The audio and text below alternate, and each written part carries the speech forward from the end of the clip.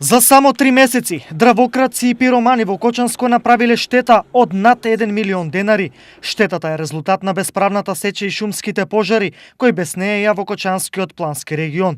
Проценките се дека само од кражба на дрво од Плачковица и Осоговските планини се исечени 50 кубни метри буково и дабово дрво.